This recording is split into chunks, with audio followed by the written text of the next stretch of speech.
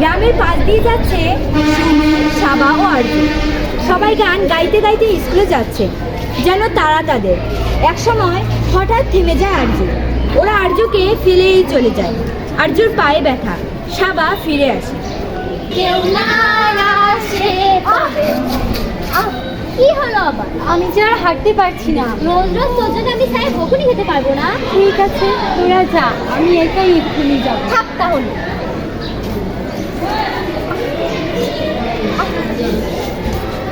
চলে যায় সাবা।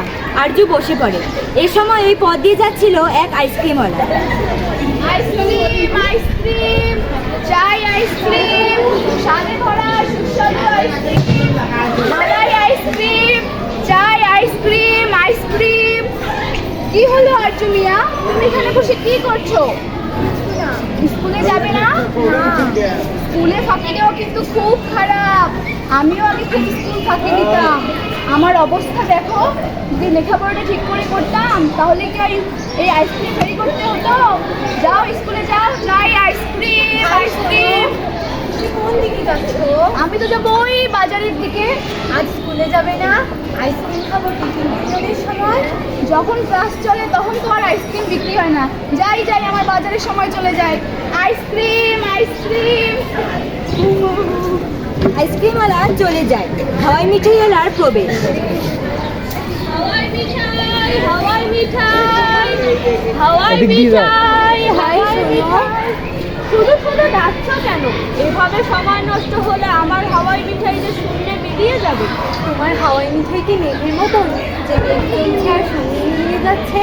হ্যাঁ, মেঘের থেকে অনেক হালকা, তাই তো শূন্যে মিলিয়ে যায়। যাই যাই তাই হাওয়াই মিঠাই হাওয়াই মিঠাই। এখন কি হবে? বাড়িতে গেলে বাবা বলবে স্কুল ফাঁকি দেওয়ার মতলব। স্কুলে গেলে স্যার বলবে দাঁড়িয়ে থাকো। আমি তো আর দাঁড়িয়ে থাকতে পারবো না। এখন কি হবে? দ্বিতীয় দৃশ্য। টিফিনের ঘন্টা বাজে। সুমি, সাবা ও অন্য ছেলেমেয়েরা টিফিন পিরিয়ডে বেরিয়ে আসছে। তারা খেলছে। এই সময় আসেন শিক্ষিকা লতিফা ম্যাডাম। লতিফা ম্যাডাম, এই শামা, এদিকে শোনো।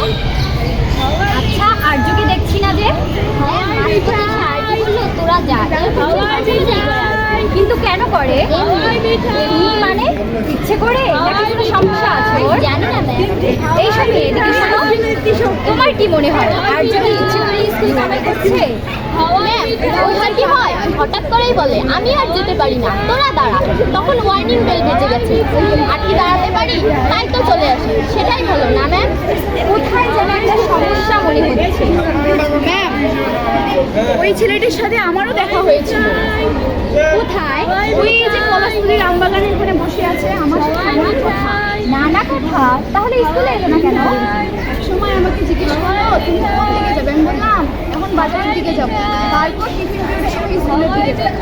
তাহলে তো খুবই চিন্তার কথা।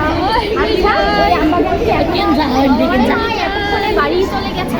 আমার বললাম চলো তো। তৃতীয় দৃশ্য। আমবাগান।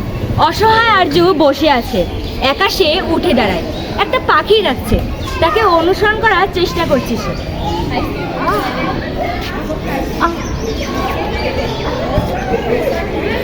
পাখি, একটু নিচে নামো না, তোমার সাথে কথা কই। আমাকে স্কুলে নিয়ে যাবে? সাবা শুনে ওরা কেউ নিয়ে গেল না। তুমি নিয়ে যাও না, তোমার ডানায় ভর করে চলে যাব।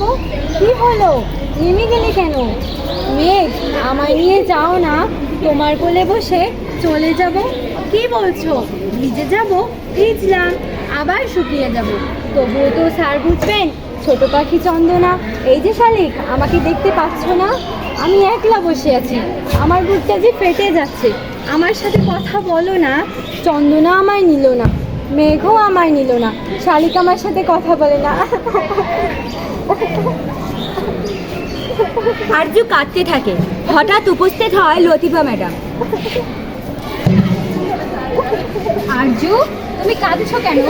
তোমার কি হয়েছে? স্কুলে যাওনি কেন? কোনো ভয় নেই, বলো। ম্যাম, আমি বেশ দূর হাঁটতে পারি না, পা দুটো অবশ হয়ে আছে। তোমার বাবা মাকে বলনি কেন? বলেছি, বাবা বলেন হাঁটাহাঁটি করলে ঠিক হয়ে যাবে। তোমার পা দুটো দেখি। এ তো রোগ, তোমার পা চিকন হয়ে গেছে। মা জানেন, সেই ছোট্টবেলায় যেন অসুখ হয়েছিল, সেই থেকেই পাটা চিকন। মা বোঝে কিন্তু কাঁদে শুধু। তোমরা খেয়াল করনি? না ম্যাম। তোমাদের বন্ধু না? ম্যাম, তোমাদের যদি এরকম হতো? আমরা বুঝতে পারিনি ম্যাম। এরকম বুঝলে আমরা দুজনেই ধরে এভাবে নিই। বলো, স্কুলে যাবে নাকি বাড়ি যাবে? স্কুলে ম্যাম। চলো দেখি তোমার চিকিৎসার জন্য আমরা কি করতে পারি।